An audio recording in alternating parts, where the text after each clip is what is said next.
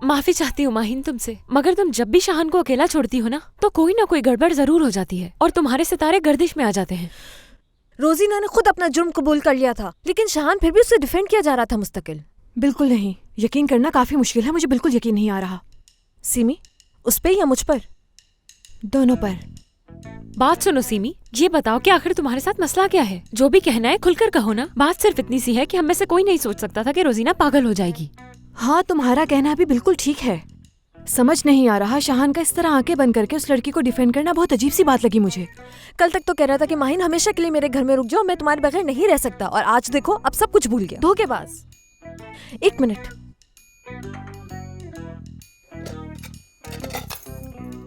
शाहान ने अपने घर की चाबी तक मुझे दे दी थी और एक ही दिन में देखो हम कहाँ खड़े हैं। क्या करूं, मेरी तो किस्मत ही ऐसी है।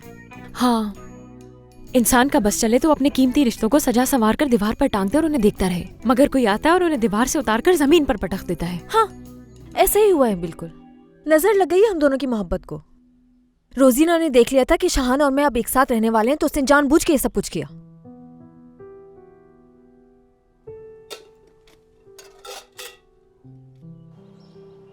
मुबारक यार, 2 कॉफी लाना।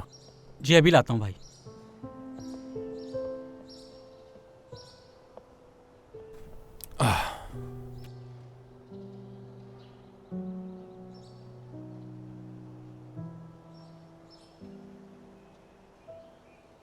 इस तरह मुंह लटकाने की जरूरत नहीं है तुम्हें।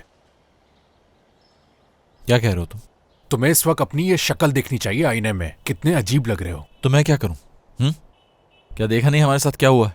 उसके बाद भी तुम चाहते हो कि मैं हंसता रहूं? यार रोजीना बिल्कुल ठीक है, उसके लिए क्यों परेशान हो रहे हो? हाँ, अगर तो बात माहिन की है तो उस बारे में हम आराम से बैठ के सोच लेंगे। शुक्रिया। मोइस, तुमने सुना नहीं क्या कहा था उसने?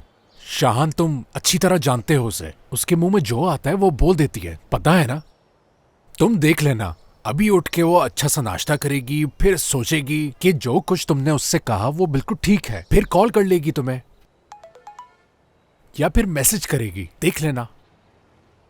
तुम्हारे पास भी आया है ना मैसेज? क्या मेरे पास?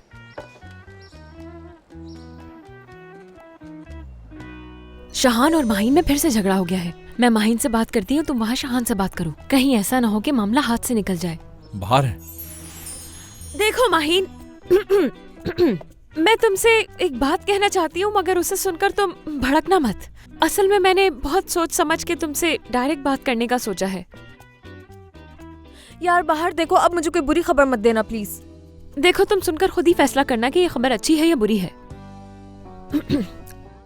सुनो माहिन, तुम्हें पता है कि मैं और मुइज शादी करने का फैसला कर चुके हैं, और अगर तुम्हारे और शाहान के दरमियान सब कुछ ठीक ना हुआ तो ये शादी नहीं हो सकेगी।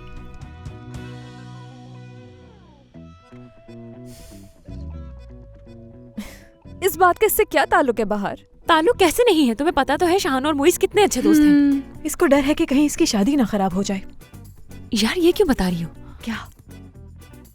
आज चाहने वाले एक दूसरे से मिलेंगे, कुछ बुरा नहीं होगा, समझी? ऐसे कैसे हो सकता भाई? जाहिर है शादी करोगे तुम। और रोजीना ठीक कह रही है, कैंसिल करने की तो कोई वजह भी नहीं है। सुनो शाहान, इस बात को लेकर तो मैं बहुत ही परेशान हो गया हूँ। परेशान क्यों हो रहे हो तुम? परेशान इसलिए कि माहिन और तुम्हारी अनबन जो चल रही है, सुलह तक तो इंतजार करना होगा ना। ओहो, अब हमारा इंतजार करोगे क्या? कम से कम अपनी खुशी तो मनाओ। सब ठीक हो जाएगा, अब सब खुश रहेंगे। हाँ बिल्कुल, ऐसा ही होगा। देखना, बाहर की शादी हम धूमधाम से करेंगे, कोई कमी नहीं रहेगी, बल्कि मैं तो डांस भी करूंगी बहुत। हाँ बिल्कुल, ऐसा ही होगा। कुर्बान जाऊं मैं तुम पर, तुम जैसा आदमी मैंने अपनी पूरी जिंदगी में नहीं देखा। जबरदस्त हो तुम यार। हम दोनों यहाँ से निकलेंगे, जाकर दूल्हा की शेव करवाएंगे और उसके बाद गाड़ी को तैयार करवाएंगे और फिर बाहर को पिक करेंगे। आगे मैं बताता हूँ। वो दुल्हन के लिबास में अपने घर से निकल के मेरी गाड़ी में आके बैठ जाएगी, लेकिन होगा क्या? उस गाड़ी में तो माहिन भी बैठी होगी, ये बात तो जानते हो तुम। उसके होने से क्या होगा? हमारी कोई दुश्मनी तो है नहीं। बिल्कुल नहीं, बस तुमने तो उसका ऐसे ही दिमाग खराब कर दिया था। देखना, अपनी गलती वो मान ही लेगा। ये कोई बड़ी बात नहीं है, 1-2 दिन में माहिन आएगी और मुझसे माफी मांग लेगी, देख लेना, बात वहीं खत्म हो जाएगी। इंशाल्लाह ऐसे ही होगा।